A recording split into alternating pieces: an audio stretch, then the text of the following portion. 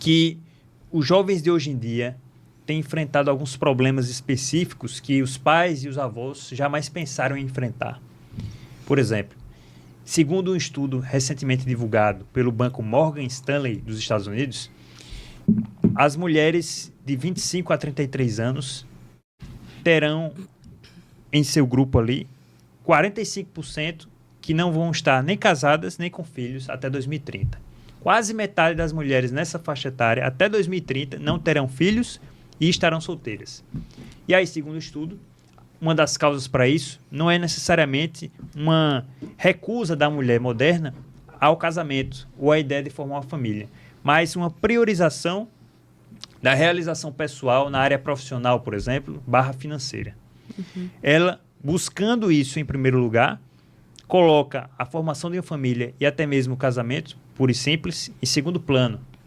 E aí, quando ela vai ver, ela já está com a idade, entre aspas, avançada, passando muitas vezes dos 30 anos, e ela ainda não está nem sequer perto de formar uma família. No passado, antes inclusive do século XXI, né, antes dos anos 2000, isso era quase impensável, era uma coisa bem rara, uma exceção, uma mulher chegar nos 35 anos sem estar casada ou mesmo sem nenhuma perspectiva de casar em curto prazo. As mulheres se casavam com menos de 25 anos até o final dos anos 90 e os homens se casavam com menos de 30, na faixa de 27 anos. Hoje, se a gente pegar os dados do IBGE de 2014, o homem chegou a casar em média com 33 anos e a mulher com 30. Isso vem crescendo no decorrer das décadas. E aí, você como sendo alguém que está inserida, né, na juventude cristã, como é que você enxerga esse problema? A igreja, ela tem lidado como com isso, né? A mulher, segundo a Bíblia, a gente sabe que tem a função de honrar e obedecer o marido tem a função de amar a sua esposa sacrificialmente, como Cristo amou a igreja, e muitas vezes o próprio trabalho, por exemplo. Deus, em Gênesis, ele delegou ao homem o trabalho como sendo uma punição do pecado, né? Você vai agora tirar seu sustento do suor do seu rosto. E a mulher vai ter dores no parto e vai ter que se submeter ao marido. E aí, hoje em dia, a gente vê que a mulher trouxe para si o encargo do homem e muitas vezes também o homem acaba se omitindo de cumprir seu dever segundo a palavra de Deus. Como é que você enxerga que a igreja tem lidado com isso? Certo, realmente é uma situação bem complexa que eu creio que não seja, não vem de um fator só, né? A gente não consegue explicar isso de forma pontual com uma única razão, né? Para o fato de as mulheres elas estarem saindo desse lugar que Deus chamou a gente para exercer, né? Que é dentro de uma família, casada, tendo filhos, para, por exemplo, um ambiente de trabalho. Que no meu caso, eu exerço também, né? Mas você se casou muito cedo, né? Isso, me casei muito cedo, mas assim, é porque é aquela coisa, né? Eu creio que como mulher, hoje, a gente precisa saber equilibrar bem as coisas, né? E a Bíblia também não nega a mulher ao fato dela exercer uma profissão, né? Como a própria mulher virtuosa, né? De Provérbios, que fala que ela acorda cedo e ela vai atrás da lã e faz roupas para a sua família. Enfim, ela exerce ali a atividade. É um trabalho. É um trabalho. Porque naquela época ele era exercido daquela forma. Hoje a gente tem, né, o mercado de trabalho numa conjuntura totalmente diferente.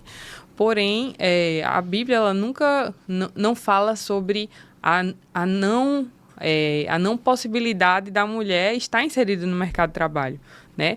Então, na minha criação, eu vi sempre meus pais, os dois trabalhando, né? E tudo que eles construíram foi à base de muito suor, realmente, de muita dedicação, muito esforço. Meus pais me criaram para exercer ter uma profissão, né? Para estudar, e tudo, lutar, batalhar, e eu acho isso tudo muito válido, muito digno, principalmente no mundo de hoje, no nosso país, né, hoje, para realmente sustentar uma família, Tá difícil. É um pouco mais complicado, então acaba que a gente, se o esposo ele não ganha, assim, Muito bem. Muito, muito bem. Acaba que todo mundo ali tem que contribuir um pouco para realmente dar esse suprimento para casa, né? Porém, apesar de tudo isso, né, eu creio que talvez as prioridades estejam sendo invertidas, né?